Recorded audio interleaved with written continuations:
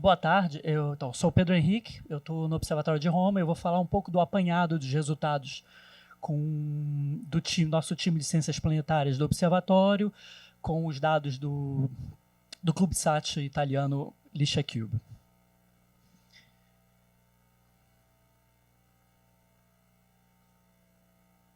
Então, eu quero que vocês guardem bem para recordar. Eu vou partir do princípio que vocês estiveram lá na apresentação do Gonzalo e também da Plícida, porque tem alguns conceitos que eles explicaram que eu vou falar aqui também.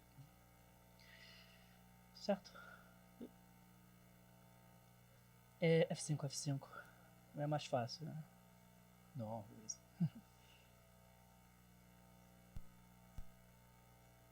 Beleza. Tá, bom, vamos lá. Então tá. Então, o LishaCube, você sabe que Dart não viajou sozinha, né?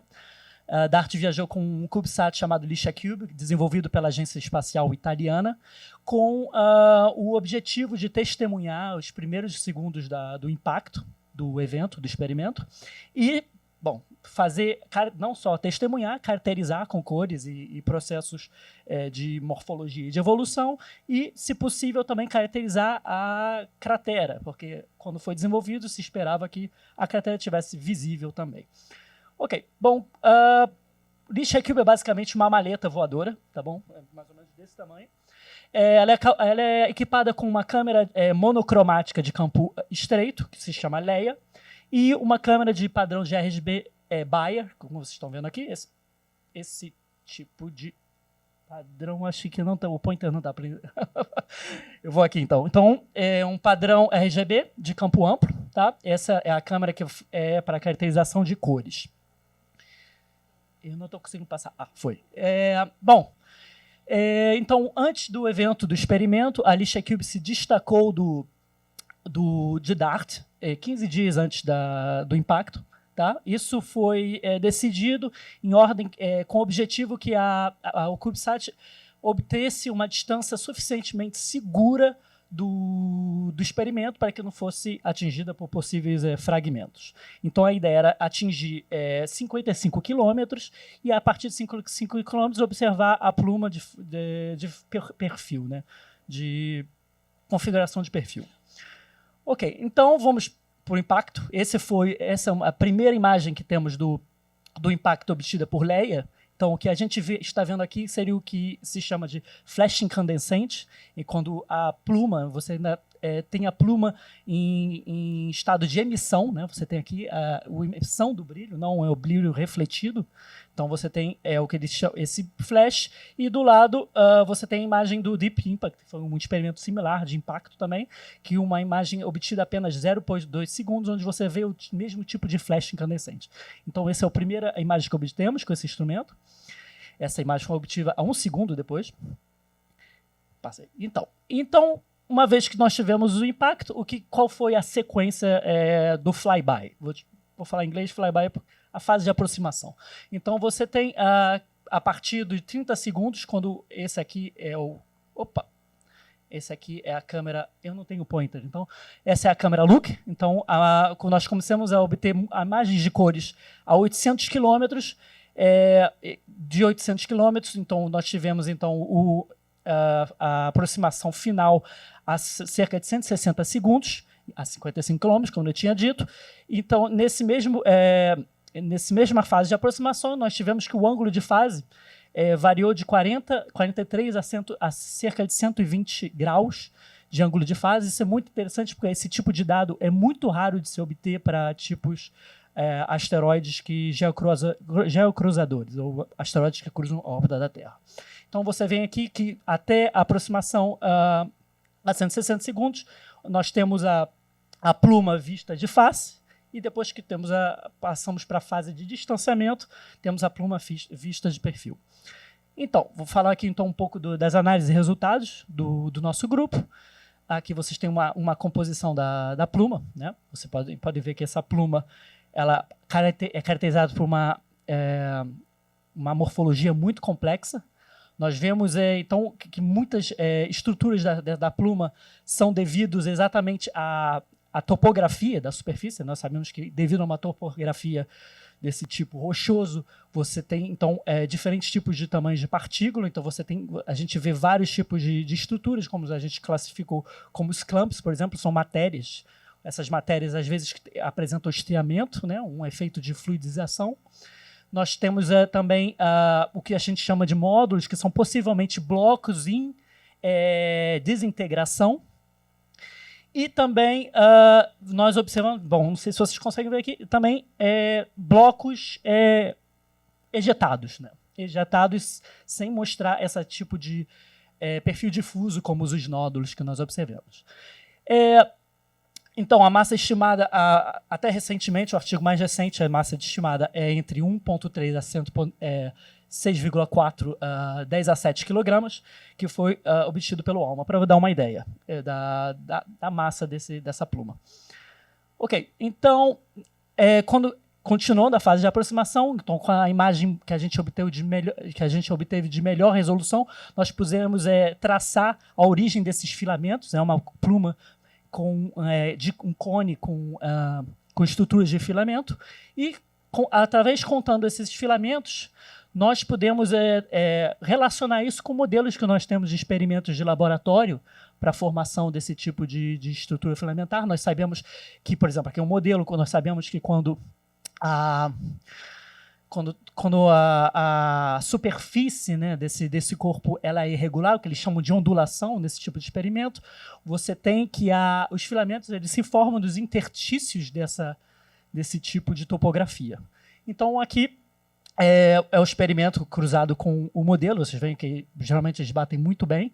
E o que é interessante é que nós podemos relacionar o número de filamentos com o número do tamanho do impactor com o que eles chamam ali de frequência da ondulação, que é basicamente o tamanho desse tipo de blocos e de estruturas na superfície. Então, com 18 filamentos, nós temos blocos médios de 0,6 a 2 metros, que são bem comparáveis ao que a gente observa das rochas no entorno do lugar do impacto.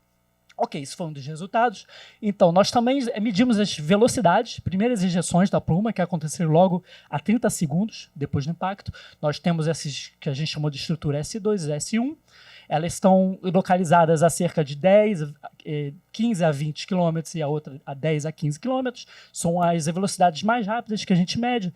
A maior velocidade é de 0,5 km por segundo. Tá? Essas estruturas não estão, obviamente, alinhadas com os filamentos, apenas essa aqui, na verdade. Essa aqui se alinha muito bem com um dos filamentos, mas a outra, a S1, não parece, ou seja, assim, uma massa de... Foi vamos dizer, um evento só. Não foi um evento contínuo, como a gente vê através dos filamentos.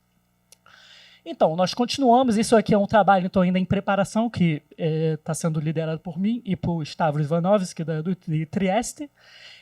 Nós caracterizamos, nós detectamos, né, diferentes clumps nas imagens do filamento, e nós separamos esses dados em 5 grupos de imagens de 4. A gente basicamente procurou os mesmos clumps em diferentes imagens para aplicar um método simples de triangulação, porque a gente conhece as informações da câmera, então a gente pode triangular os raios e obter a posição e também a velocidade desses clumps. Porque fica difícil quando você não tem qualquer outra estrutura, seria mais difícil de marcar a posição exatamente. Então o que vocês têm aqui é que esse tracejado é a velocidade, é o erro, né? Abaixo disso, o erro mais ou menos é bem grande, a velocidade é de 15 metros por segundo.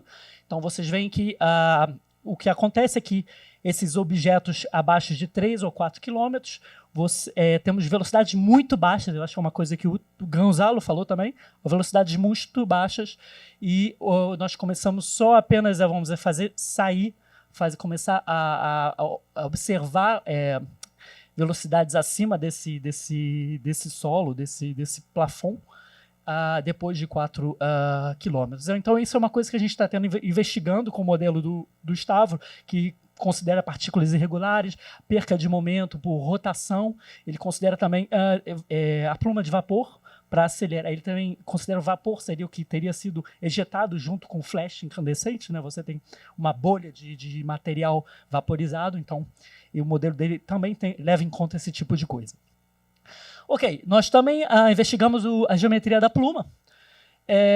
Então aqui nós tivemos a melhor solução, então aqui são imagens da pluma em perfil, então tivemos a melhor solução com uma base eclíptica, um cone com base eclíptica. Então vocês estão vendo aqui a simulação. Esse é uma solução que bate muito bem com os resultados do Hubble. O vetor, né, a direção do vetor desse cone de ejeção é de apenas 20 graus em respeito à direção de impacto, no vetor da direção de impacto do DART. O que é interessante é que, aqui, ação total de raio de 65 metros, tá? Então, isso corresponde a mais. Então, se você tem o apex desse cone, então, quando você cruza as superfícies do cone com a superfície do modelo de forma do Dimorphos, então, nós podemos, então, mais ou menos situar qual foi o raio da ação total de transformação dessa curva. Não quer dizer que a cratera é desse tamanho, apenas que a superfície que foi modificada ou que foi tocada pela modificação do impacto é desse tipo, desse tamanho, desse raio. Ok. Então, não foi só apenas a pluma que a gente investigou também a superfície, propriedade de superfície. Então, esse é um trabalho liderado por mim, que acabou de ser aceito semana passada. Eu peguei, então, os dados do Luke, eu peguei as magnitudes de Luke e eu combinei com magnitudes da literatura, observadas principalmente pelo artigo do Pravec, logo antes da colisão, quer dizer, em 2022, então antes do experimento. Então, nós aplicamos vários modelos de fotométricos, como aqui o G1, G2, foi falado pela Plícida.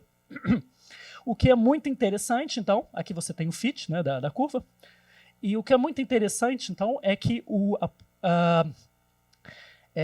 Didymos, aqui a curva de fase de Didymos, não estou falando de Dimorphos estava obscurecido pela pluma, ele se situa muito próximo do Apolo. Então, nós sabemos, por exemplo, que Didymos, tanto quanto Apolo, são parte da mesma família dinâmica. Nós sabemos que Apolo e Didymos eles são objetos binários. Nós sabemos que os dois são rotadores muito rápidos, mas também que estão no mesmo intervalo de tamanho.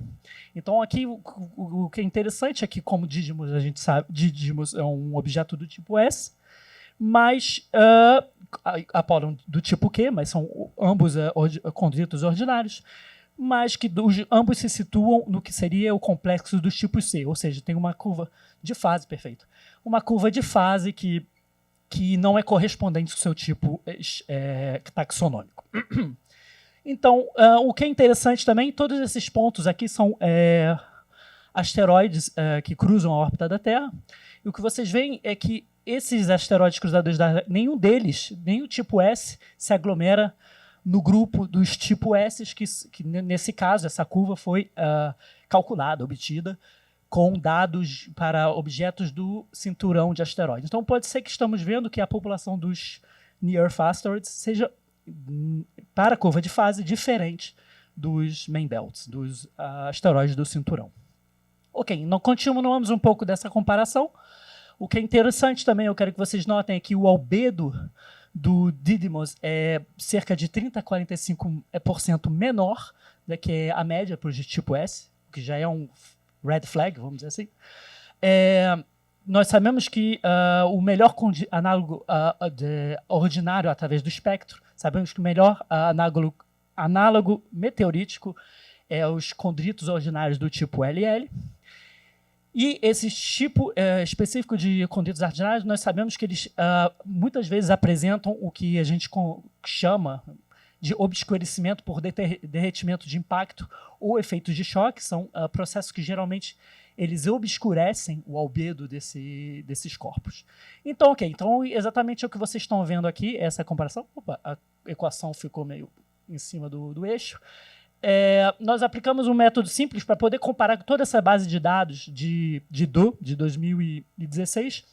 O que fizemos é uma uma função muito simples, 2 linhas, né? Uma parte da linha, a gente fitou uma linha para o efeito de oposição e uma linha para o resto do corpo da curva de fase. Então, o que a gente vê aqui... terminando já. Okay. Então, o que a gente vê aqui é que onde se encontram os L e os LL, os meteoritos do tipo LL, Didymos se encontra muito mais escuro e se encontra perto de meteoritos do tipo L, que são obscurecidos não por esses efeitos de derretimento e choque, que teria sido no corpo parente, tá? Isso seria na formação, seria vindo durante a reacumulação do corpo, mas que na verdade se encontra muito próximo, é o que eu vou falar no próximo slide, muito próximo de um meteorito que se chama Mesomádaras, que foi um meteorito recuperado em 1988, que também é obscurecido, mas é obscurecido por inclusões de carbono ao invés do efeito de choque, como é esperado para esse tipo de meteorito. Então, aqui, para vocês verem terem uma noção, esse tipo de obscurecimento de choque, por exemplo, eles levam geralmente eles não modificam o slope do espectro, eles apenas modificam o albedo, enquanto inclusões de carbono nós não sabemos, não temos uma base suficiente de meteoritos com esse tipo de estrutura para ter uma noção. Então é isso, eu vou aqui ficar com as conclusões e análises futuras, tá? Então o LishaCube é o primeiro CubeSat a atravessar o meio interplanetário, então é até um feito engenheirístico, vamos dizer assim. Nós sabemos que a pluma é mais do que complexa, apresentando filamentos, estriamentos, processos hidrodinâmicos. Eu quero também então marcar que o Didymos é um asteroide do tipo S muito peculiar, quando você cruza a curva de fase com as cores. E, finalmente, uma coisa que talvez fique para o futuro, que eu quero muito apresentar no próximo talher, se eu estiver participando do próximo talher, fazer, então, agora que a gente obteve recentemente a calibração da câmera LUC, a gente só obteve muito recentemente, alguns meses atrás, então, voltar para os dados e utilizando modelos de espalhamento 3D, estimar a massa e também as propriedades de espalhamento, comparar essas propriedades de espalhamento com o que a gente sabe de constantes ópticas desse tipo de meteorito e fazer com que a gente possa entender melhor a propriedade da massa desses clamps e dessas estruturas e também das propriedades de espalhamento. É isso. Muito obrigado.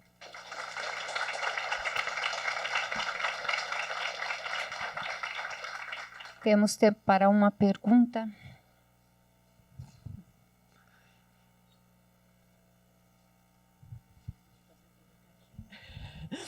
O Pedro estava muito interessante. Mas só queria ressaltar uma coisa. Eu não acho que esse asteroide seja um S muito particular. Tá. Nosso artigo sobre os NEAs, o artigo da Plícida, que a gente de curva de fase, tinha um monte de S que são... Por quê? Porque a gente acredita mais que são pequenos. Sim. E eles diferem. Ele não é especial, pelo menos pelo número de objetos que a gente tem observado, não é tão especial assim entre os NEAs. Sim, exato, entre os NEAs. Isso que eu queria marcar quando eu mostrei com os outros tipos S, nenhum do tipo S estão aglomerando. Eu quis dizer peculiar, né, ou especial, em respeito ao que a gente sabe do cinturão principal. É isso que eu queria falar. Grandes, exato, grandes. Esses objetos são muito pequenos. Então, o que eu queria que vocês levassem é que quando a gente compara, por exemplo, o Apollo, o que pode estar acontecendo é que, como são muito pequenos, eles não estão retendo o que eles chamam de fine, são os pequenos grãos. Então, esses objetos têm um déficit de grãos muito pequenos, que é o que provavelmente influencia no efeito de oposição e na curva de fase desses corpos. Ok. Vamos agradecer, então, Muito novamente. Obrigado.